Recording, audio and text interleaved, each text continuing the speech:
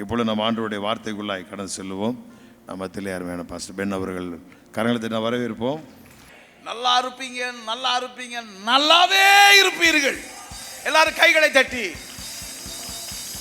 இயேசு சிலுவையிலே நாசமாய் போய் நமக்காகவே அவர் நிர்வாணமானார். நிர்வாணத்தை அங்கே அவர் சிலுவைக்கு கொண்டு வந்தார். அவரே நிர்வாணமானார், அவரே பாவமானார், அவரே சாபமானார், அவரே மரணமானார். ஆகவே இயேசு தொங்கினார் என்பது மட்டுமல்ல, உங்கள் பாவம், சாபம், மரணம், நிர்வாணம் எல்லாம் சிலுவையிலே கொலை செய்யப்பட்டது. ஹல்லேலூயா. அவரும் அங்கே நிர்வாணமாகி நீங்களும் நிர்வாணமாவது எப்படி? அவர் அவமானப்பட்டபடியினால் அவரும் அவமானமாகி நீங்களும் அவமானமாவது எப்படி? சொல்லுங்க ஆமென். அவரும் தரித்திரராகி நீங்களும் தரித்திரராகிறோம் என்றால் அதற்கு சந்தர்ப்பமே கிடையாது. சொல்லுங்க ஆமென். சொல்லுங்க ஆமென். சொல்லுங்க. சாபமானார், சாபம் சிலுவையிலே கொலை செய்யப்பட்டது. பாவமானார், பாவம் சிலுவையிலே கொலை செய்யப்பட்டது. நமக்கு வர வேண்டிய தண்டனை அவருக்கு வந்தது. அவருடைய காயங்களினாலே சௌக்கியமானீர்கள். ஹல்லேலூயா. பாஸ்டர் பேசும் பொழுது ஒரு முக்கியமான ஒரு காரியத்தை பாஸ்டர் பேசினார் இந்த வர்ஷிப் நேரத்தில். என்னவென்று சொன்னால் தேவ சாயல். சொல்லுங்க தேவ சாயல்.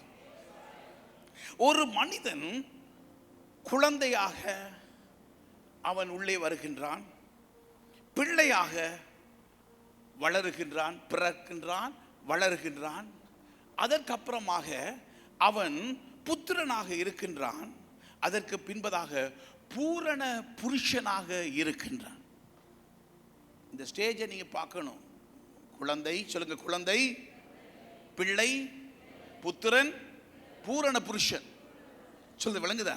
இந்த ஸ்டேஜை நீங்க பார்த்தீங்கன்னா தான் நம்ம வாழ்க்கையில உங்களால் ஒரு அற்புதம் நடக்கும். காணாது என்ன, என்னால என்ன நடக்க போதில்லை. சொல்லுங்க என்னாலே. வாயை திறந்து ஒரு அற்புதம் இந்த பூமியிலே நடக்கும். ஆமென். பிள்ளைகளை பிசாசு துரத்தும், ஆனால் புத்திரர்களோ, பூரண புருஷர்களோ பிசாசை துரத்துவார்கள். சொல்லுங்க ஆமென். சொல்லுங்க. ஆகவே இதை குறித்து உங்களோடு கூட நான் பேசலாம் என்று எடுத்துக்கொள்வோம். ஆதியாகமம் புத்தகத்திலே 2ஆம் அதிகாரத்திலே 26ஆம் வசனத்தை வாசிக்கிறேன்.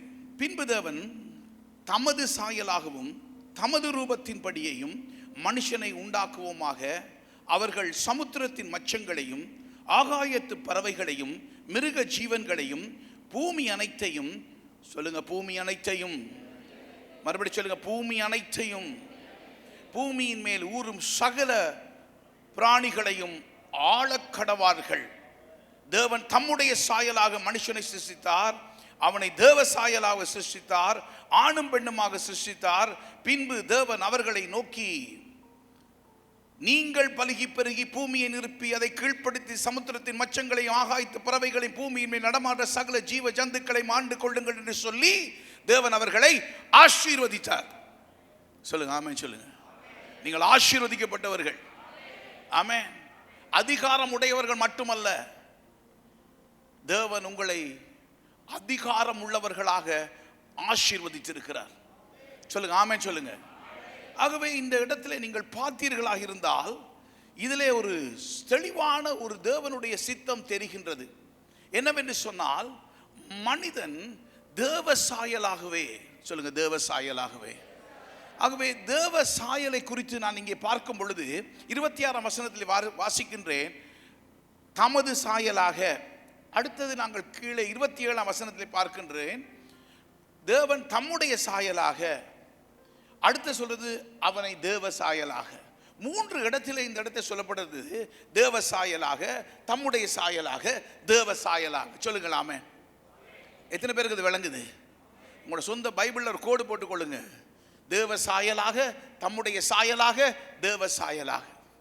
இந்த 3 இடத்திலையும் ஒரு காரியம் 3 இடத்துல சொல்லப்படும் என்றால் ஒரு மனிதனுடைய பூரணத்தை குறித்து அங்கே பேசப்படுகிறது. சொல்லுங்க ஆமென். சொல்லுங்க தேவ சாயலாக, அவருடைய சாயலாக, தேவ சாயலாக. யாரை சிருஷ்டித்தார்? ஆமென். மனிதனை சிருஷ்டித்தார், ஆதாமை சிருஷ்டித்தார். இந்த தேவ சாயலுடைய பூரணமான தன்மை என்னவென்று சொன்னால், இந்த பூமியை அவர்கள் ஆள வேண்டும் என்பதே. தேவன் அவர்களை நோக்கி நீங்கள் பலுகி பெருகி, அப்படியா இருந்தால் ஒரு மனிதனுடைய வம்சம் அந்த மனிதனை போலவே இந்த பூமியை ஆளுகை செய்ய வேண்டும். சொல்லுங்க, பூமி அனைத்தையும். சொல்லுங்க, வாயை திறந்து நல்ல சத்தமாக. அப்பொழுதுதான் உங்களுக்கு நோயை மேற்கொள்ள முடியும், சாபத்தை மேற்கொள்ள முடியும், வறுமையை மேற்கொள்ள முடியும், கவலையை மேற்கொள்ள முடியும், தனிமையை மேற்கொள்ள முடியும், பாவத்தை மேற்கொள்ள முடியும், கடைசியாக உங்களுக்கு மரணத்தையே மேற்கொள்ள முடியும். கைகளை தட்டி. ஆகவே இந்த இடத்திலே தேவன் அவர்களை ஆசீர்வதித்து எப்படி சொன்னார் என்று சொன்னால், நீங்கள் ஆளுகை செய்யுங்கள். சொல்லுங்க, மனிதனுக்கு முதலாவது கிடைத்த ஆசீர்வாதம் என்னென்றால் ஆளுகை செய்கின்றது. அழுது புறம்புற வேலை கிடையாது. சொல்லுங்க, ஆளுகை செய்வது. சொல்லுங்க, ராஜாவாய் இருப்பது. முதலாக மனிதன் இந்த பூமியிலே ராஜாவாக ஆசீர்வதிக்கப்பட்டான். எல்லாம் சொல்லுங்க, நான் ராஜாவாக. சொல்லுங்க, நான் ராஜாவாக. ஆளுகை செய்கிறவனுக்கு பேர் என்னது? அதிகாரி, அல்லது அவன் ராஜாவாக இருக்க வேண்டும் என்பதற்காக. சொல்லுங்க ஆமென். மனிதனை ஆள்வதற்கல்ல, இந்த மனிதன் பூமி அனைத்தையும் ஆள்வதற்காக அவன் ஆளுகையின் ஆசீர்வாதத்தை உடையவனாக இந்த பூமியிலே உருவாக்கப்பட்டான். சொல்லுங்க ஆமென். சொல்லுங்க. எல்லாம் சொல்லுவாங்க, தேவன் ராஜாதி ராஜா. ஆமா, யார் அந்த ராஜா? நீங்கள் ஒவ்வொருவரும் தான் அந்த ராஜா. 10 பேருக்கு விளங்குது. நீங்கள் தான் அந்த ராஜா. சொல்லுங்க, நான் தான். Come on boys and girls, come on. சொல்லுங்க, இது சாதாரண சபை அல்ல, வார்த்தையின் அஸ்திபாரத்திலே உண்டான சபை. ஆமென். சொல்லுங்க, நான் தான் அந்த ராஜா, ஆளுகை செய்கிற ராஜா, அழுகிற ராஜா. அதுக்கும் ஆமென். அழுகிற ராஜா அல்ல, ஆளுகை செய்கின்ற ராஜா. அப்படியா இருந்தால் இந்த முழு வம்சமும் இந்த சாயலை இழந்து போனது பாவத்தின் நிமித்தமாக. இந்த பூமியிலே மனிதன் இழந்து போன முக்கியமான காரியம் என்னவென்று சொன்னால், தேவ சாயல், ஆளுகையின் சாயல், ராஜாவினுடைய அந்த உயர்ந்த அந்த ஸ்தானத்தை தான் மனிதன் இந்த பூமியிலே இழந்து போனான். உங்களால எப்படி இதை தேவன் எப்படி இதை இந்த பூமிக்கு கொண்டு வந்தார் என்றால், மனிதனை உருவாக்குனது தேவன். மனிதனை யார் உருவாக்குனா? வாயத்தனை சொல்லுங்க பிள்ளைங்களா, சொல்லுங்க, தேவன். ஆனால் இந்த பூமியிலே நடமாடுகிற மிருகங்களை உருவாக்குனது மனிதன். ஓஹோ, எடுத்து வாசிப்போம். ஆதியாகமம் புத்தகத்திலே 2ஆம் அதிகாரத்திலே 19ஆம் வசனத்தை வாசிக்கின்றேன். கர்த்தர் வெளியின் சகலவித மிருகங்களையும் ஆகாயத்தின் சகலவித பறவைகளையும் மண்ணிலே உருவாக்கி, ஆதாம் அவைகளுக்கு என்ன பேரிடுவான் என்று பார்க்கும்படி அவைகளை அவனிடத்திலே கொண்டு வந்தார். அந்த ஜீவ ஜந்துக்கு ஆதாம் எந்த பேரிட்டானோ அதுவே அதற்கு பேராயிற்று. அல்லது இப்படி சொல்ல வேண்டும், மனிதனை தேவன் உருவாக்கி அந்த சாயலை முதலாக அந்த பூமிக்குள்ளே அவனை கிரியை செய்ய வைக்கின்றார். சொல்ல விளங்குதா உங்களுக்கு? இங்க வார்த்தை என்ன சொல்றது? வேதத்தில் வார்த்தையை வாசிக்கிறீங்களா? பைபிள்ல என்ன வாசிக்கிறது? தேவன் வெளியில் உள்ள சகல மிருகங்களையும் ஆகாயத்தின் சகல பறவைகளையும் மண்ணினாலே உருவாக்கி, வாசிமா, ஆதாம் அவைகளுக்கு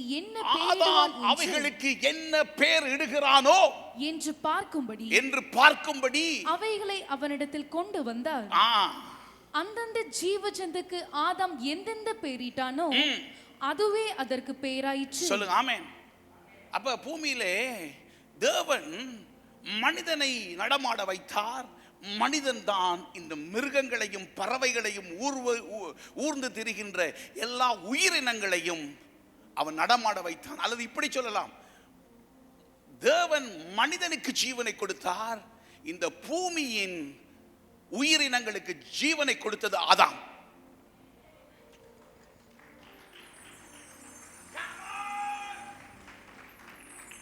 சொல்லுங்க ஆமென் சொல்லுங்க. தேவன் ஒன்னு சொல்லிட்டு விட்டுற மாட்டாரு. ஓகே ஆண்டு கொள்ளுங்கள் நோ, ஆண்டு கொள்ளுங்கள் என்று சொல்லி ஆசீர்வதித்து அவன் ஆளுகை செய்வதற்காக கர்த்தர் அவனுக்கு அதிகாரத்தை கொடுத்து பார்த்துக்கிட்டு இருந்தார். மனிதன் இந்த பூமியை அசைய வைத்தான். லலலலலா என்னல, நீங்க சாதாரண ஆட்கள் கிடையாது, ராஜாக்கள். தேவன் கட்டளையிட நிற்கும் என்று சொன்னால் நீங்கள் கட்டளையிட நிற்கும். உங்களால் முடியாத காரியம் ஒன்றும் இல்லை. இயேசு கிறிஸ்து உலகத்துக்கு வெளிச்சம், நீங்களும் உலகத்துக்கு வெளிச்சம்தான். ஆமென்.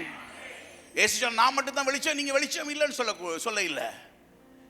வெளிச்சம்னா எப்படிப்பட்ட வெளிச்சம் சொல்லுங்க? நான் நெருப்பில்லா வெளிச்சம்.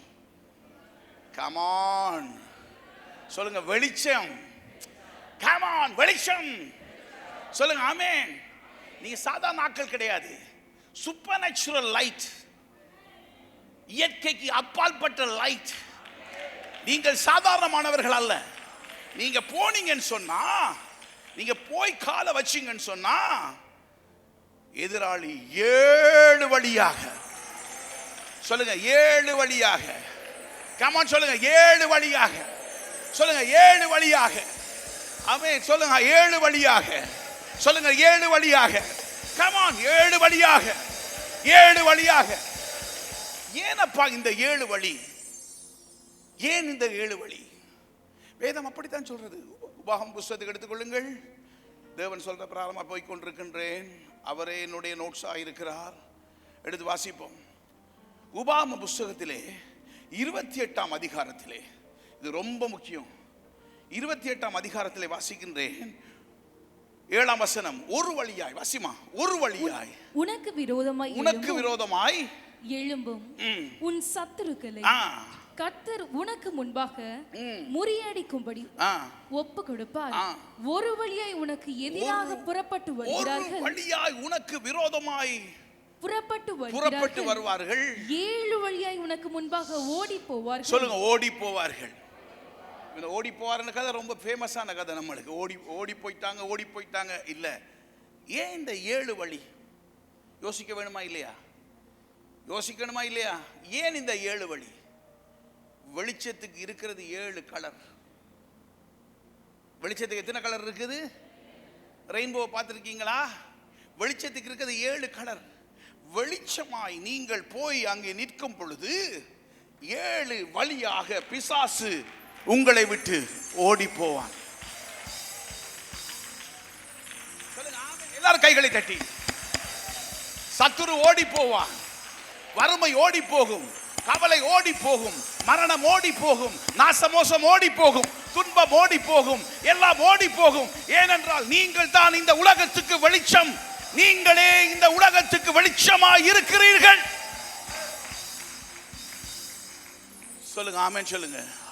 சொல்லுங்க, நான் போய் நின்றால், சொல்லுங்க, நான் போய் நின்றால் எதிராளி 7 வழியாக.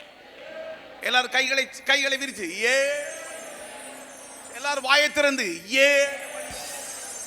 ஆமென். வெளிச்சத்துக்கு 7 நிறம் உண்டு. உங்களுக்கு முன்பதாக ஒரு மனிதன், ஒரு பிசாசு, ஒரு திட்டம், ஒரு வறுமை, ஒரு நோய், ஒரு கவலை, மரணம் வந்தாலும் அவைகள் ஓடி போக வேண்டும். வெளிச்சம் போய் சொல்லாது, நான் வெளிச்சம் வந்திருக்கேன்னு சொல்லாது. வெளிச்சம் என்னைக்கா சொல்லியிருக்குதா நான் வெளிச்சம் வந்திருக்கேன்னு சொல்லுதா? இருளா இருக்கும். லைட்டை போட்ட உடனே லைட்டை போட்ட உடனே வெளிச்சம் வரும். வெளிச்சம் வந்தா இருள் சொல்லுங்க தானாய் ஓடி போகும். நீங்க போய் நின்னீங்கன்னா எல்லாம் தானாய் ஓடி போகும். ஹல்லேலூயா. நீங்க போய் சொல்ல வேண்டிய அவசியம் இல்லை. எனக்கு ஒரு தரம் இப்படி ஒரு காரியம் நடந்தது. ஆண்டவர் சொன்னா, நீ போய் உன்னை போய் இந்த நோய்க்கு அறிமுகப்படுத்த அப்படின்னு. நான் போய் சொன்னேன், அந்த நோய்க்கு போய் சொன்னேன், பொல்லாத நோய், நான் பெனடிக் வந்திருக்கேன், அவ்வளோதான், சோமாயிட்டு. உங்களை நோய்க்கு அறிமுகப்படுத்தினீங்கன்னா நோய் பயந்து ஓடி போகும். சொல்லுங்க ஆமென் சொல்லுங்க. ஆமென். கனடாவில் கடந்த காலங்களில் ஒரு ஒரு ஒரு ஒரு ஒரு சிஸ்டர் வந்திருந்தாங்க. அவங்களோட பேர் எலிசபெத். அவங்க கேட்டுக்கிட்டு இருப்பாங்க. இந்தியாவில் உள்ளவங்க சிஸ்டர் தான் வந்தாங்க. வந்த உடனே அவங்க சொன்னாங்க, பாஸ்டர் ஒரு ஊழியக்காரனுக்கு கேன்சர் 3rd ஸ்டேஜ், 3வது இதில் இருக்குது, குடும்பமே பிரச்சனையில் இருக்குது, நம்மளுக்கு எந்த பிரச்சனையுமே கிடையாது, நமக்கு அந்த நோயின் மேல் ஆளுகை உண்டு, எந்த எந்த எந்த நோய் என்பது எங்களுக்கு பிரச்சனை கிடையாது, எங்களுக்கு தலைவலியும் ஒன்று தான், கேன்சரும் ஒன்று தான். சொல்லுங்க ஆமென் சொல்லுங்க. எல்லா எதிராளியும் எங்களுக்கு ஒன்று தான். போய் வந்து சொன்னாங்க. நான் சொன்னேன் ஓகே கொண்டு வாங்க, என்ன வேணும், எத்தனை ஸ்டேஜ்னு பிரச்சனை கிடையாது, இந்த ஸ்டேஜில் வந்தா எல்லாம் எல்லாம் ஓடி போக வேண்டும்.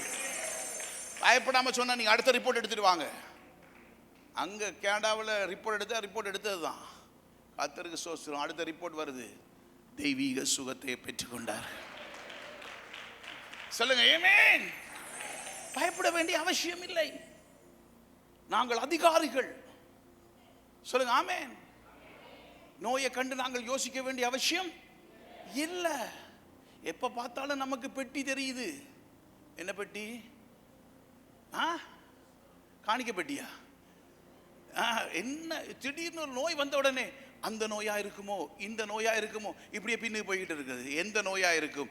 என்னை விட்டு ஓடி போகிற நோய் மட்டும்தான். ஹல்லேலூயா.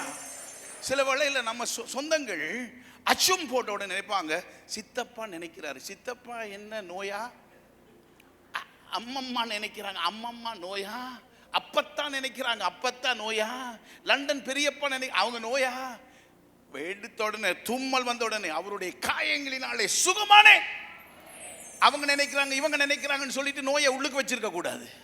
மலையில போயிட்டு நனைஞ்சிட்டு வந்த உடனே சொல்லுவாங்க, இந்த காய்ச்சல் 3 நாளைக்கு இருக்கும். அடே போகும்போது வெளியே அனுப்புவோம் சொல்லிட்டு அனுப்ப மாட்டாங்க, அனுப்ப சொல்லுவாங்க, நனைஞ்சிட்டு வராதடா தடுமல் வரும், நனைஞ்சிட்டு வந்தா தடுமல் வரும்னு சொல்லி எங்க சொல்லப்பட்டிருக்குது.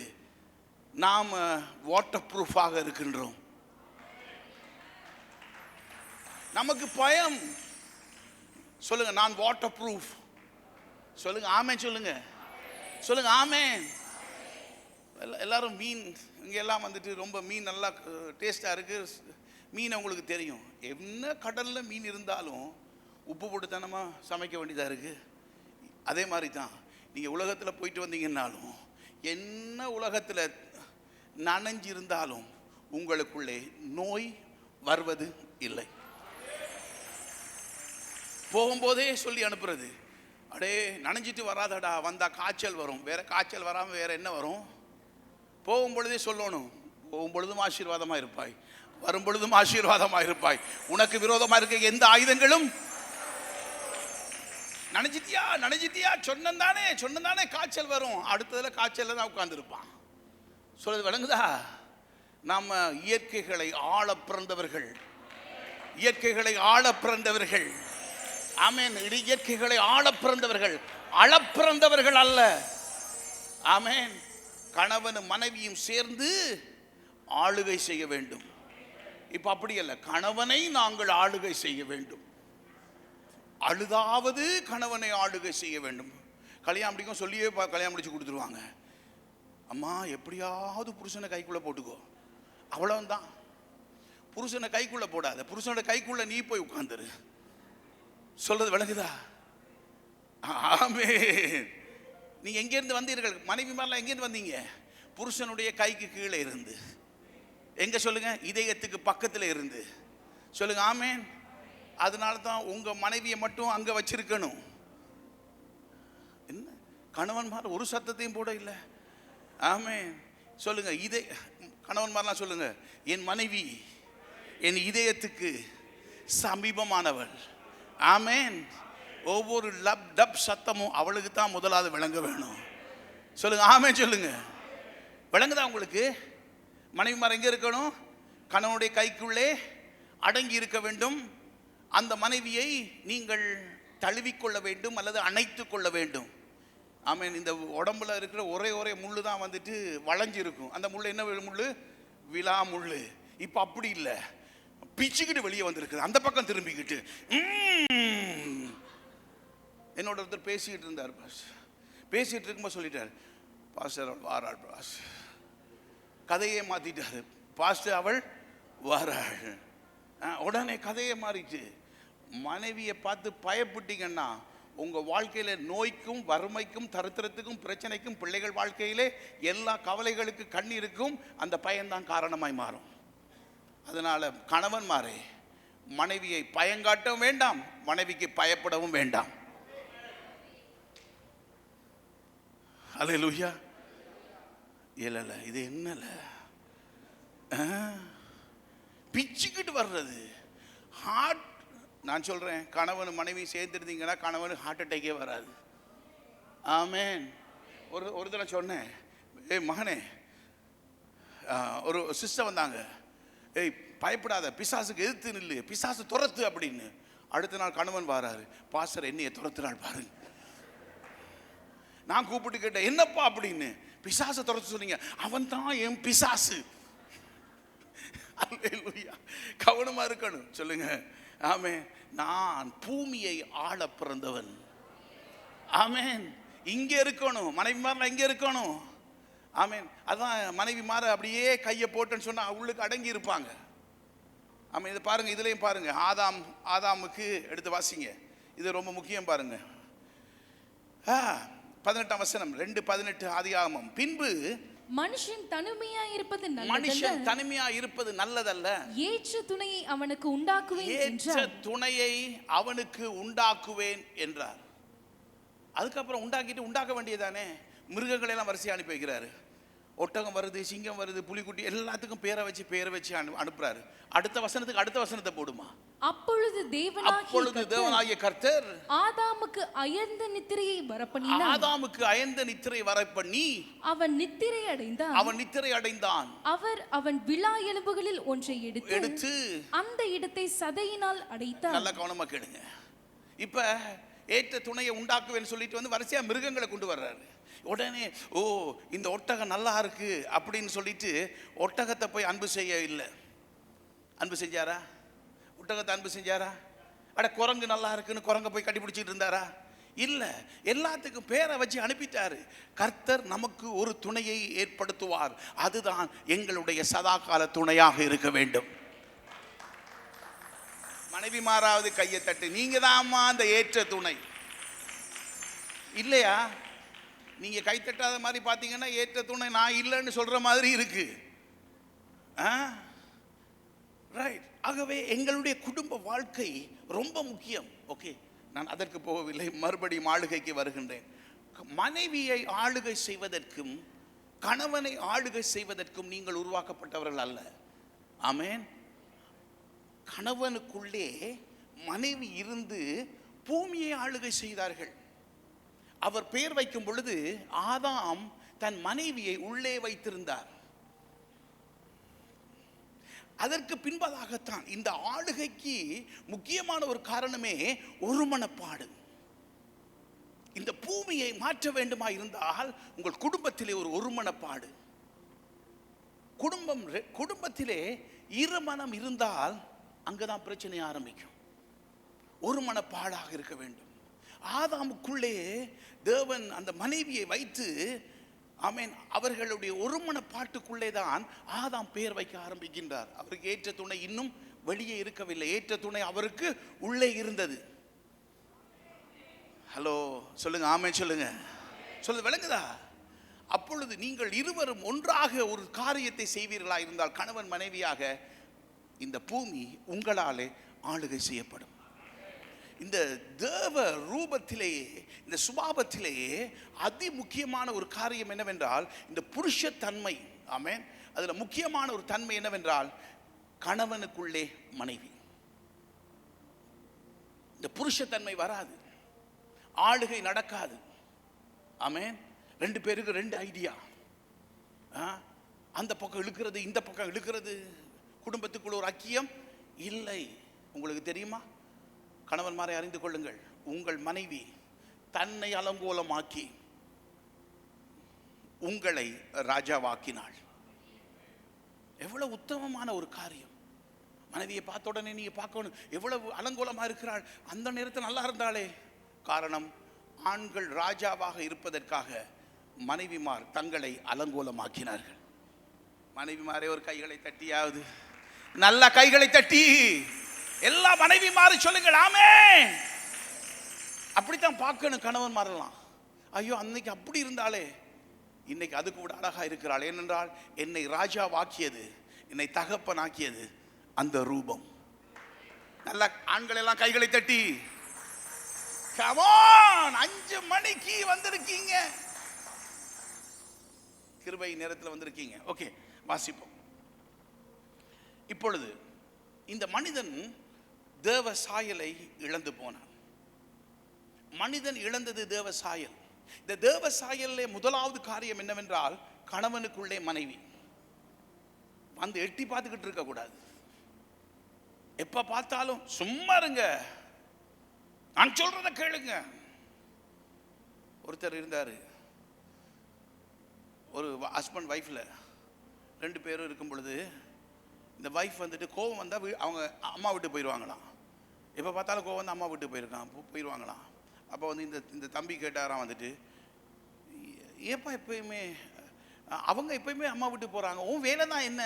அவளை கோவப்படுத்துறது தான் என் வேலைன்னாரு. என்னது கோவப்படுத்துனா அம்மா விட்டு போயிடுவா, அவர் ஜாலியாக இருக்கிறது. நோ, மனைவியை கோவப்படுத்த வேண்டாம். அவள் உங்களுடைய சொந்த சரீரம், ஒன்றாக இருக்க வேண்டும். கணவனுக்குள்ளே மனைவி. சொல்லுங்க, கணவனுக்குள்ளே மனைவி. வீட்டில் யாரோட சத்தம் கேட்கணும்? கணவனுடைய சத்தம் கேட்கணும். கணவனுடைய சத்தம் வீட்டில் கேட்டால் ஆளுகை ஆரம்பமாகிறது. கணவனுக்குள்ளே மனைவி இருந்தால் வீட்டில் ஒரு அற்புதம் நடந்து கொண்டிருக்கிறது. தேவசாயல். தேவசாயல் என்பது மனிதனுக்குள்ளே இருக்கிற ஒருமனப்பாடு. தேவன் ஆதாமும் ஏவாளையும் வெளியே வச்சிட்டு உருவாக்குன்னு சொன்னா என்ன ஆயிருக்கும்? இவ சொல்லுவா, இந்த இதை பார்த்துட்டு, பேரவை ஆதாம் பேரவைன்னு வந்துட்டு, அவர் முயலும் பாரு, நல்லா இல்லை இது சொயல் அப்படின்னு இருப்பா. அதுக்கப்புறம் அது முயலும் இல்லாம சொயலும் இல்லாம என்ன பண்ணிருக்குமோ தெரியாது. அதனால என்ன செய்ய வேண்டும் என்றால், மனைவிமாரே, உங்கள் சொந்த புருஷர்களுக்கு கீழ்ப்படிந்திருக்கும் பொழுது நீங்கள் இருவரும் சேர்ந்து உங்கள் குடும்பத்திற்கு ஆளுகையை கொண்டு வருகிறீர்கள். நல்ல கைகளை தட்டுவோமா? மனைவியோடு ஒருமனப்படுறதே கிடையாது. மனைவிமாரும் கணவனோடு ஒருமனப்படுறது கிடையாது. ஒரு பார்க்குற பார்வையில் கணவனுடைய முகமே மாறிடும். வாங்க பிந்தி பார்த்து கொள்றேன் வருவீங்கல்ல, இவருக்கு நடுக்கும். ஒரு நாளும் மனைவியை பார்த்து பயப்பட வேண்டாம், மனைவியை பயங்காட்டவும் வேண்டாம், மனைவியை பார்த்து பயப்படவும் வேண்டாம். ஆமேன் சொல்லுங்க புருஷன்மாரெலாம், ஆமேன் சொல்லுங்க. ஐயோ எப்படி ஆமேன் சொல்ல, அந்த பக்கம் அவ இருக்கிறாளே, அதனால நான் ஆமேன் சொல்ல போறது இல்லை. ஐயோ அந்த பக்கம் அவ இருக்கிறாளே, பயப்படாம சொல்லுங்க, நான் பயப்படவும் மாட்டேன், பயங்காட்டவும் மாட்டேன். பயங்காட்டவும் கூடாது, பயப்படவும் கூடாது. நீங்க எப்படி பயங்காட்டவும் கூடாது, அடங்கி இருக்கணும். அடங்கி இருக்கணும். இவ எப்படி? நானும் அப்படித்தான், பயங்காட்டவும் மாட்டேன், பயப்படவும் மாட்டேன். அது ஆமேன். உள்ளே இருக்கணும். சொல்லுங்க, உள்ளே இருக்கணும். சொல்லுங்க, ஆமேன் சொல்லுங்க. கணவனை பார்த்து சொல்லுங்க, இதயத்தை திறந்து தா. சொல்லுங்க, ஆமேன். நான் உள்ளே போய் வாசம் செய்கின்றேன். இதை விட்டு இதயத்தை மூடிட்டு அப்படியே போயிடுறது. நோ, தேவ சாயலினுடைய முதல் சாயல் கணவனுக்குள்ளே மனைவி. சொல்லுங்க, கணவனுக்குள்ளே மனைவி. ஆமேன். சைஸ் கொஞ்சம் வித்தியாசமாக இருந்தால் அட்ஜஸ்ட் பண்ணி உள்ளுக்கு வச்சுக்கொள்ளுங்க, பரவாயில்ல. அமுக்கி கிமுக்கி பெட்டியில் போட்டு கட்டுறது மாதிரி உள்ளுக்கு வச்சுக்கொள்ளுங்க. ஹல்லேலூயா. பார்த்துக்கிட்டு அவங்களுக்கு ஏற்ற சைஸ் மாதிரி கொஞ்சம் மெலிஞ்சு கிழிஞ்சு நல்லா இருங்க. ஜிம்முக்கெல்லாம் போங்க. சொல்லுது விளங்குதான் உங்களுக்கு? எப்படிப்பா அன்னைக்கு ஒருத்தர் அப்படியே சொல்றாரு, எப்படி அவளை உள்ளுக்கு வைக்க சொல்றீங்க? உள்ளுக்கு வைக்க என்ன, அவ்வளவு சைஸ்ல இருக்கிறாள், எப்படி உள்ளுக்கு வைக்க? நான் சொன்னேன், அவளுடைய இதயத்தை உன் இதயத்துக்குள்ளே வைத்துக்கொள். சொல்லுங்க, ஆமேன் சொல்லுங்க, ஆமேன் சொல்லுங்க, ஆமேன். கொஞ்சம் தெம்பாருங்க ஆம்பளை எல்லாரும். மனைவியை உள்ள வச்சிருக்கணும். மனைவியுடைய சூட்கேஸ் நீங்க தான். உங்க சூட்கேஸ் யாருன்னா உள்ளே மனைவியை வைத்திருங்கள். அப்பொழுது நீங்கள் மனைவியுடைய சூட்கேஸ். கர்த்தர் இயேசு கிறிஸ்து அந்த குடும்பத்தை, ஆமென், இயேசுக்குள்ளே வைத்திருக்கிறார். இயேசு அவர் தேவனுக்குள்ளே இருக்கிறார். தேவனுக்குள்ளே இயேசு, இயேசுக்குள்ளே கணவன், கணவனுக்குள்ளே மனைவி, மனைவிக்குள்ளே பிள்ளைகள். சொல்லுங்க, இப்ப ஒரு மனப்பாடு. அப்ப உலகம் எல்லாம் சொல்லிக் கொடுக்கிறது என்னவென்று சொன்னால், அவர்கள் சொல்லுகிறார்கள் தேவ புத்திரர்கள் வெளிவர வேண்டும் என்று. தேவ புத்திரனுடைய முதலாவது சாயலே மனைவியும் கணவனும் மனைவியும் ஒரு மனதோடு கூட இருப்பது. தேவ சாயல், தேவ புத்திரன், அது நோ. எபேசியர் புத்தகம் 6ஆம் அதிகாரம் 10ஆம் வசனத்தை வாசிக்கலாம். எபேசியர் 6:10. கடைசியாக என் சகோதரரே, கர்த்தரிலும் அவருடைய சத்துவத்தின் வல்லமையிலும் பலப்படுங்கள். கடைசியாக அங்க போங்க. எங்க போகணும்? கர்த்தரிடத்திலும் அவருடைய சத்துவத்திலும் வல்லமையிலும் பலப்படுவது எப்ப? கடைசியாக. அப்ப முதலாவது எங்க? எபேசியர் 5:19 வாசிமா. சங்கீதங்களினாலும் கீர்த்தனைகளினாலும் 18 வாசிமா. ஓகே. துன்மார்க்கத்திற்கு ஏதுவான மதுபான வெறி கொள்ளாமல், ஆவியினால் நிறைந்து சங்கீதங்களினாலும், நல்ல கவனமா கேளுங்க, ஆவியினால் நிறைந்து சங்கீதத்தினாலும் கீர்த்தனைகளினாலும் ஞான பாட்டுகளினாலும் ஒருவருக்கொருவர் புத்தி சொல்லிக் கொண்டு இதயத்திலே கர்த்தரை நீங்கள் பாடி கீர்த்தனம் பண்ணி. கர்த்தரை பாடி எங்க பாடணும்? ஒருவர் சங்கீதங்களை எடுத்து யாருக்கு யார் பாட வேண்டும்? 5ஆம் அதிகாரம் 22ஆம் வசனத்தை வாசிப்பா. மனைவிகளே கொஞ்சம் பொறுமா, அவ்வளவுதான். முதலாவது எங்க போகணும்? முதலாவது யாருக்கு அட்வைஸ்? மனைவிகளுக்கு. ஆவியிலே நிறைந்த மனைவி. 6:18 சொல்லுகிறது, மதுபான வெறி கொள்ளாமல் ஆவியிலே நிறைந்து ஒரு மனைவியாக உங்கள் கணவனுக்கு நீங்கள் கீழ்ப்படிந்திருங்கள். முதலாவது ஆவியிலே நிறைந்த மனைவி என்ன செய்கின்றாள் என்றால், ஜபிக்கிறாள் அல்ல, துதிக்கிறாள் அல்ல, இதயத்திலே கர்த்தரை பாடுகிறாள். ஆனால் தன்னுடைய சொந்த புருஷனுக்கு, மனைவிகளே கர்த்தருக்குள் உங்கள் சொந்த புருஷனுக்கு, சொல்லுங்க சொந்த புருஷன். அப்படித்தான் அடிச்சு கொள்ளணும். காசு வந்த உடனே சொந்த புருஷன் இல்ல, காசு வந்தாலும் காசு வராட்டிக்கு சொந்த புருஷனுக்கு எப்பொழுதுமே கீழ்ப்படிந்திருங்கள். ஆமென், ஹல்லேலூயா. சில குடும்பத்தில் மாச கடைசியில் அன்பா இருப்பாங்க, வாங்கின பிந்தி வம்பா இருப்பாங்க. இல்ல, சொந்த புருஷனுக்கு. ஆவியிலே நிறைந்த மனைவி சொந்த புருஷனுக்கு கீழ்ப்படிந்திருக்கிறாள். ஆவி நிறைந்த மனைவி அவள் கர்த்தரிடத்தில் போய் சேர்றது கிடையாது. முதலாவது மனைவி. 2வது 25 வசனம் வாசிமா.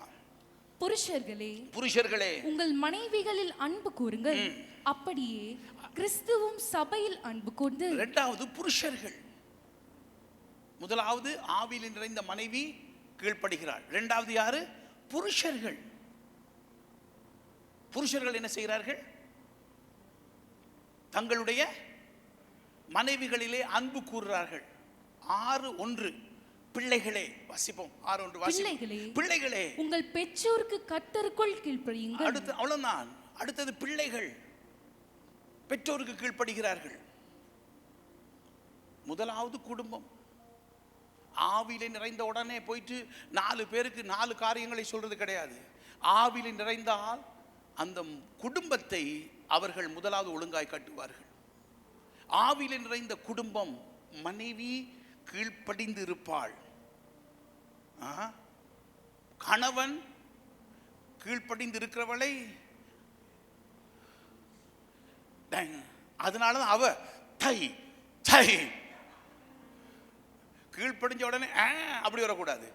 தூக்கி எடுத்து மார்பிலே சேர்த்து வைத்திருக்க வேண்டும். எனக்கு ஒரு மனுஷி ஆமேன் ஆமேன் கணவனை அன்பு செய்யுங்கள் ஆமேன் ஆமேன். அவங்கள்ட்ட கேட்ட, எங்கம்மா உங்க கணவன் எங்க? அவர் போய் சேர்ந்துட்டார். ஓகே. அடுத்தது பிள்ளைகளே. குடும்பத்தை நாங்கள் சரியாக வைத்துக் கொள்ளாமல் கர்த்தரிடத்தில் போகக்கூடாது. ஆமென். இங்கே பிள்ளைகளே 6ஆம் அதிகாரத்திலே, பிள்ளைகளே உங்கள் பெற்றோருக்கு கர்த்தருக்குள் கீழ்ப்படியுங்கள். ஆமென். பிள்ளைகளே உங்கள் பெற்றோருக்கு கர்த்தருக்குள் கீழ்ப்படியுங்கள். ஆவியில் நிறைந்த பிள்ளைகள் கர்த்தருக்கு அவர்கள் கர்த்தருக்குள் சொந்த பெற்றோருக்கு கீழ்ப்படிவார்கள். 4 வசனத்தை வாசிமா. பிதாக்களே, நீங்களும் உங்கள் பிள்ளைகளை கோபப்படுத்தாமல் கர்த்தருக்கேற்ற சிட்சையிலும் போதனையிலும் அவர்களை வளர்ப்பீர்களாக. ஆமென். இப்போ என்ன சொல்லுது? அடுத்தது யாருக்கு? பிதாக்களே. சொல்லுங்க, ஆமென் சொல்லுங்க. ஆகவே பிதாக்கள் எப்படி அவர்கள் வாழ வேண்டும் என்று இங்கே சொல்லுகிறது. ஆவியிலே நிறைந்தால் நாங்கள் குடும்பத்தை ஒழுங்காக கவனிக்க வேண்டும். மனைவி, ஆவியில் நிறைந்த மனைவி எப்படி தெரியும்? என் மனைவி ஆவியிலே நிறைந்தாள் என்று சொன்னால் நான் அவளை பார்க்கும் பொழுது அவள் எனக்கு கீழ்ப்படிந்திருப்பாள். நான் ஆவியில் நிறைந்தேன்னு சொன்னா என் மனைவி எப்படி இருந்தாலும் நான் அவளை அன்பு செய்வேன். என் மகன் ஆவியில் நிறைந்தவனாக இருந்தால் அவன் தன்னுடைய பெற்றோருக்கு, தகப்பனுக்கும் தாய்க்கும் தகப்பனும் கிடையாது. பைபிளில் ஃபர்ஸ்ட் தகப்பன், ரெண்டாவது தாய். உங்கள் தகப்பனுக்கும் தாய்க்கும் தகப்பனும் கிடையாது. தகப்பன் தான் முதலாவது. தகப்பனுக்கும் தாய்க்கும். என் மனைவி ஷோபா கனடாவில் இருக்காங்க, சிலவளை கேட்டுக்கிட்டு இருப்பாங்க. மனைவி முதலாவது வந்துட்டு எந்த ஐடியாவை கொடுத்தாலும் அப்பாட்ட போய் சொன்னியானா கேட்பா. முதலாவது கணவன் என்ன வந்தாலும் அப்பா. அவங்க உழைக்கலாம், உழைக்காம இருக்கலாம், அவங்க படுத்திருக்கலாம், எங்கேயும் இருக்கலாம், எப்படியும் இருக்கலாம். முதலாவது தகப்பன், ரெண்டாவது தாய். என் வைஃப்ட போயிட்டு ஜோஷுவா போய் அம்மாட்ட ஏதாவது காரியம் சொன்னா, உங்க டேடாவுக்கு தெரியுமா? டேடாவுக்கு சொல்லிட்டியா? டேடாவுக்கு முதலாவது சொல்லுங்க. ஆமென். இப்போ அப்படி இல்லை. அம்மா அவன் பிள்ளைகளை செஞ்சு அப்பாவுக்கு எகென்ஸ்டாக ஏதாவது பேசுறது கிடையாது. சொல்லுங்க, ஆமென் சொல்லுங்க. அடுத்தது சொல்லப்படுகிறது பாருங்கள், மனைவிகளே, கணவனே, பிள்ளைகளே. அப்ப இது 3 பிதாக்களே, இது 4 குடும்பத்தை குறித்து பேசுகிறது. அதற்கப்புறமாக பேசுகிறது சமூகம். ஆமென். எடுத்து வாசிப்போம். 5ஆம் வசனம். வேலைக்காரர் அப்படி நிப்பாட்டமா. வேலைக்காரர்கள் சமூகத்திலே ஒழுங்காக இருக்க வேண்டும். 9ஆம் வசனம். எஜமான்களே, நல்ல கவனமா கேளுங்க. இப்ப குடும்பம் ஒழுங்கா இருக்கணும், அப்புறம் சமூகம் ஒழுங்கா இருக்கணும். இதை விட்டுட்டு ஆவியில் நிறைஞ்ச உடனே நேரா கத்திடத்துல நோ. முதலாவது சொந்த குடும்பம், கடைசியாக 10ஆம் வசனத்தை வாசிமா. கடைசியாக என் சகோதரரே, கொஞ்சம் பொறுமா. கடைசியாக வாசிமா, இப்ப வாசி. கடைசியாக என் சகோதரரே, கர்த்தரிலும் அவருடைய சத்துவத்திலும் வல்லமையிலும் பலப்படுங்கள். கடைசியாக நீங்கள் காணிக்கை கொண்டு வரீங்க, குடும்பத்தோடு பிரச்சனைப்பட்டு காணிக்கை கொடுத்து பிரயோஜனம் இருக்குமா? இல்லை. அப்ப என்ன பண்ணணும்? முதலாவது போய் உங்கள் கணவனுக்கு கீழ்ப்படித்திருக்க வேண்டும், மனைவியை அன்பு செய்ய வேண்டும். ஆமென். குடும்பம் ஒழுங்கா இல்லாமல் ஆளுகை இல்லை. ஆளுகை மட்டுமல்ல, ஆளுகையின் ஆசீர்வாதமும் இல்லை. இப்ப ஆளுகையின் ஆசீர்வாதம் எல்லாரும் எப்படி இருக்க வேண்டும் என்று சொல்லிக் கொடுக்கிறார்கள் என்று சொன்னால், புத்திரன் வெளிப்பட வேண்டும். புத்திரனுடைய முதலாவது சாயலே குடும்பம் தான். நல்ல நல்ல கைகளை தட்டி குடும்பம், என் குடும்பம் ஆசீர்வாதமா இருக்கும் என்று சொல்ற ஒவ்வொருவர் கைகளை தட்டி, என் பிள்ளைகள் ஆசீர்வாதமா இருப்பார்கள் என்று சொல்ற ஒவ்வொருவர் கைகளை தட்டி, ஆமா எல்லாரும் நல்ல கைகளை தட்டி. புத்திர சாயல் வெளிப்படுவது கணவனுக்குள்ளே மனைவி, மனைவிக்குள்ளே பிள்ளைகள். இதுதான் தேவ சாயலுடைய அற்புதம். ஏனென்றால் இயேசு கிறிஸ்து தேவனுக்குள்ளே இருக்கிறார். விளங்கிச்சா? அப்ப நம்ம முதலாவது நாங்கள் என்ன பண்ணணும்? நம்ம குடும்பத்தை முதலாவது கவனித்து பார்க்க வேண்டும். சொந்த புருஷனுக்கு, பக்கத்து வீட்டு புருஷனுக்கு கிடையாது. சொந்த மனைவியே, பக்கத்து வீட்டு மனைவியே கிடையாது. கனடாவுக்கு என் வைஃப் ஃபர்ஸ்ட் டைமாக வந்தாங்க. வந்த உடனே 2 பேர் உட்காந்து அருமையாக பேசிகிட்டு இருந்தாங்க. அப்போ வைஃப் சொன்னாங்க, இது என்ன அருமையான கணவன் மனைவி, சூப்பர் டேடா அப்படின்னாங்க. நான் சொன்னேன், அப்படியாம்மா, நான் பிந்தி உனக்கு கதை சொல்கிறேன் அப்படின்ட்டு நான் உங்களை கூப்பிட்டு சொன்னேன். அவங்க 2 பேரும் கணவன் மனைவி தான், ஆனால் அவங்க ஹஸ்பண்ட் வேற, இவங்களோட வைஃப் வேற அப்படின்னு. சொல்லுங்க, சொந்த மனைவியை, ஆமென், சொந்த கணவனை சொல்லுங்க, ஆமென் சொல்லுங்க. அங்கதான் ஆரம்பிக்கணும், இல்லாட்டி பிரச்சனை. தேவ சாயலை கொண்டு வருவது கணவனுக்குள்ளே மனைவி. அப்பொழுதுதான் பேர் வைக்க முடியும், அப்பொழுதுதான் அவைகள் அசையும். அதுதான் உங்கள் வாழ்க்கையிலே ஆசீர்வாதம். நீங்க என்னத்தை அறிக்கை பண்ணி வேலையில் குடும்பத்தை ஒழுங்கா பார்க்கணும். எத்தனை பேர் ஆமேன் சொல்ல போறீங்க? குடும்பம் முக்கியம். சொல்லுங்க ஆமேன். குடும்பம் இல்லாமல் ஒரு வாழ்க்கை வாழ்வது முடியாது. ஆளுகை இல்லை. மிருகங்கள் எங்களுக்கு விரோதமாக வருகிறது, கிருமி பூச்சிகள் வருகிறது, சேதங்கள் வருகிறது, சேதாரங்கள் வருகிறது. காரணம் என்ன? குடும்பத்தில் ஐக்கியம் இல்லை, பிரிவினை. அப்புறம் சமூகத்தில் வேலைக்காரர்களா கர்த்தருக்கு பயந்துருங்க, எஜமான்களா கர்த்தருக்கு பயந்துருங்க. ஆமென். அப்பொழுதுதான் உங்கள் காணிக்கைகள் ஆசீர்வாதமாக இருக்கும். சொல்லுங்க ஆமென் சொல்லுங்க. இவ்வளவு காலம் அப்படி வாழ்ந்துட்டீங்க, பரவாயில்ல, நோ வரிஸ். இந்தியிலிருந்து என்ன அசிங்கமாக இருந்தாலும், அதனால காலையில காட்டி தலை விரி கோரமாக புருஷனுக்கிட்ட வந்துட்டு என்னங்க இன்னும் தூங்குறீங்களா, அதை பார்த்தோட பயந்துருவாரு. நான் கனவு பார்க்குறேன்னா அல்லது நிஜமாய பொண்டாட்டியை தான் பார்க்குறேன்னா அப்படின்னு. கல்யாணம் முடிச்ச புதுசில் எப்படி வருவீங்க? என் ஒய்ஃபை கூட்டிகிட்டு வந்தாங்க. அப்புறம் என் பேர் பெனடிக்ட். அப்போ நான் இன்னொரு மதத்தில் நான் இருந்தேன். வரும்பொழுது கூட்டிக்கிட்டு வந்தாங்க. கூட்டிக்கிட்டு முழங்கால உட்கார வச்சான். பார்த்தோன்னே நான் பார்க்குறேன், இந்த ஒய்ஃபை காண இல்லை. நான் பார்த்த வைஃப் வேற, வந்திருக்கிறது வேற. எங்கள் மாமா வந்துட்டு வீரபாண்டிய பட்டணம், பெஞ்சமின் கூஞ்ச. நான் பார்த்தேன் எங்கள் மாமா அக்கான்னு சொல்லிட்டு தங்கச்சியை கொடுத்துட்டாரான்னு பார்க்குறேன். நான் பார்க்குறேன் வைஃபை காண இல்லை.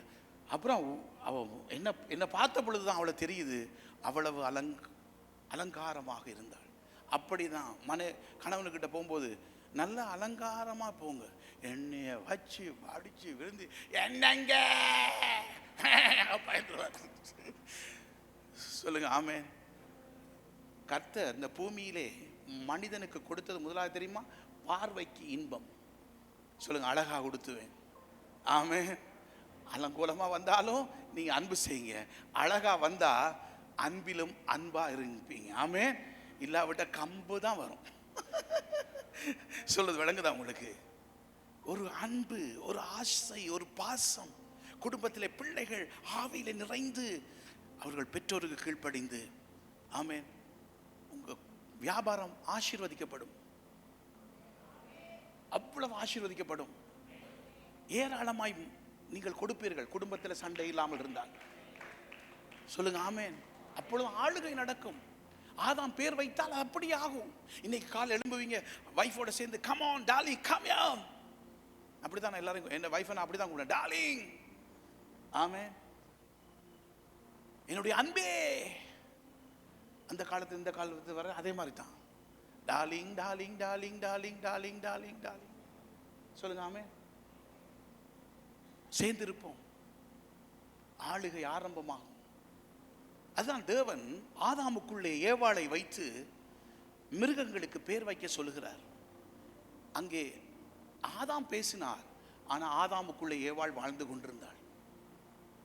உள்ளே இதயத்துக்கு பக்கத்திலே ஒரு வெற்றிகரமான ஒரு கிறிஸ்தவ வாழ்க்கைக்கு உங்கள் மனைவியை உங்கள் இதயத்தின் பக்கத்திலே வைத்திருங்கள். மனைவிமாரே, உங்களுடைய கணவனுக்கு எல்லா காரியங்களிலும் கீழ்ப்பட்டிருங்கள். அற்புதம் தானாக நடக்கும். கைகளை தட்டி 5 நிமிடங்கள் இருக்கிறது. குடும்ப வாழ்க்கை ரொம்ப முக்கியம். அநேக இடங்களிலே பிரசங்கம் பண்ணுவேன். இந்த குடும்ப வாழ்க்கையை வந்துட்டு எத்தனையோ பாஸ்டர்ஸ்மாருடைய லைஃப்பை தனிப்பட்ட ரீதியிலே அவரோடு பேசி பேசி குடும்ப வாழ்க்கையை நான் மாற்றுவது என்னுடைய ஊழியத்தில் ஒரு பெரிய ஒரு ஊழியம். குடும்பம் குடும்பம் குடும்பம் இல்லாட்டி குடும்பி சண்டை தான் பிடிக்கும்.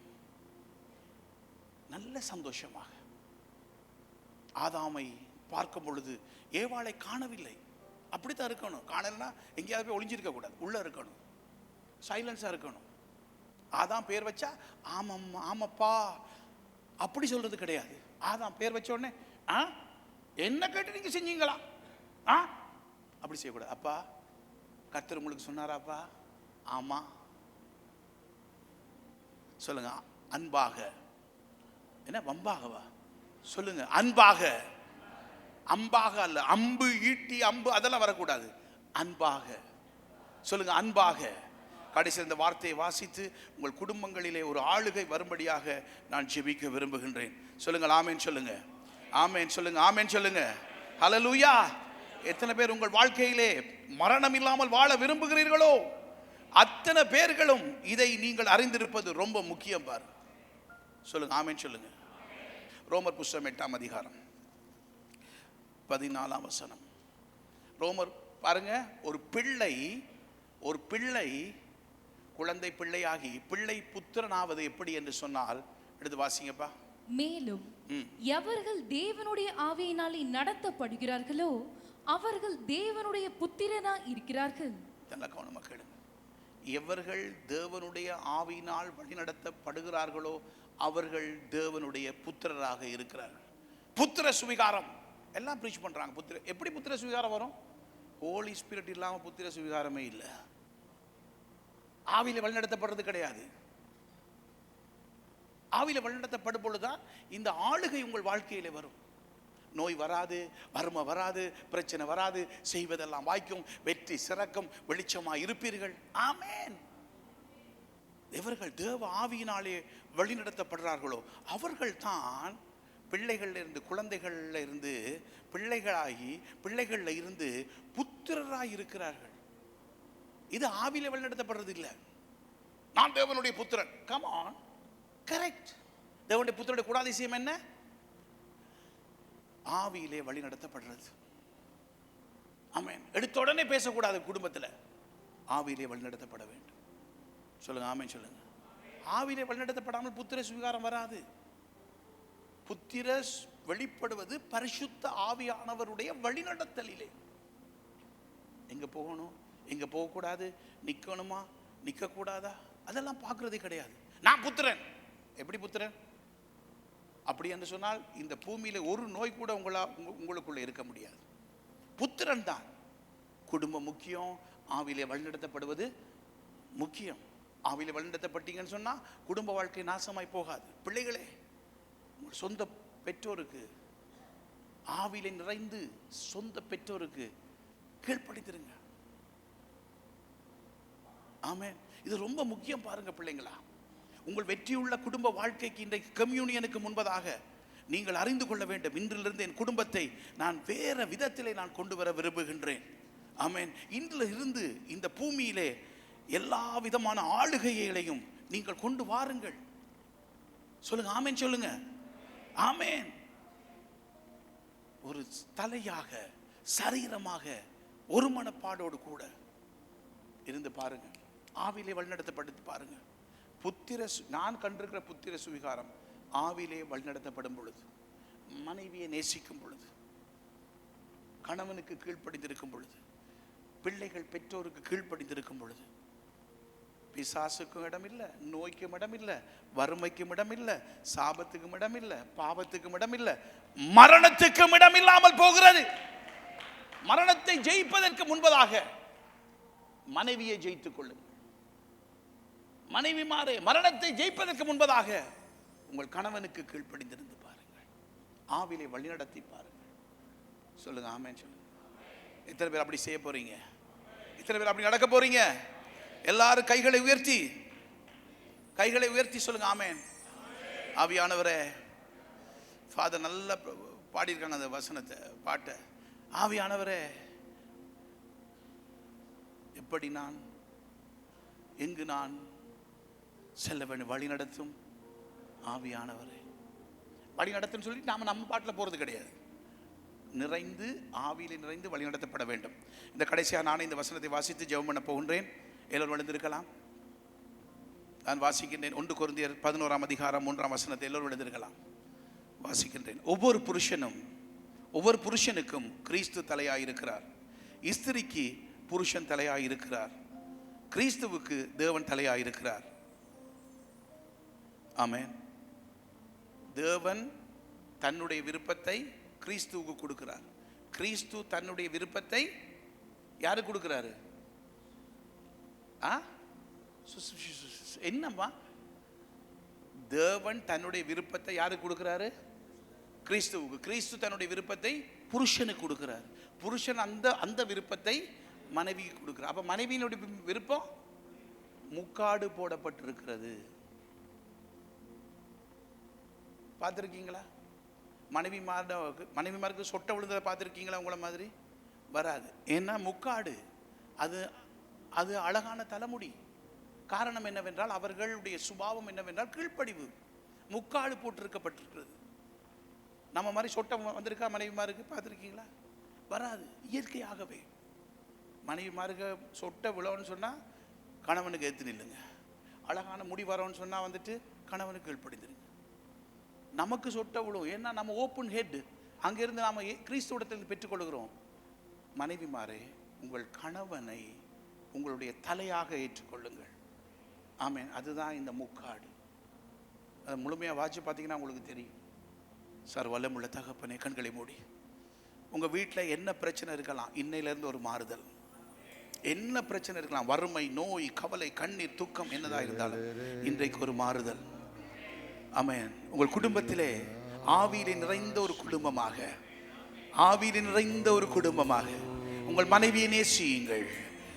கணவன்மாருக்கு கீழ்ப்படிந்திருங்கள். பிள்ளைகளே, உங்கள் பெற்றோரை கனப்படுத்துங்கள், கீழ்ப்படிந்திருங்கள். பிதாக்களே, பெற்றோரை உங்கள் பிள்ளைகளை கோபப்படுத்த வேண்டாம். எஜமான்களே, நீங்கள் கவனமாக உங்களுடைய ஜனங்களை வழிநடத்துங்கள். வேலைக்காரர்களே, உங்கள் எஜமானுக்கு கீழ்ப்படிந்திருங்கள். இப்படிப்பட்ட ஒரு மனிதனாக கர்த்தரிடத்திலே போய் சேருங்கள். அவருடைய கிருபை உங்களோடு கூட இருப்பதாக. ஆமென், ஆமென். கைகளை தட்டி கர்த்தருக்கு நன்றி தெரிவிப்போம்.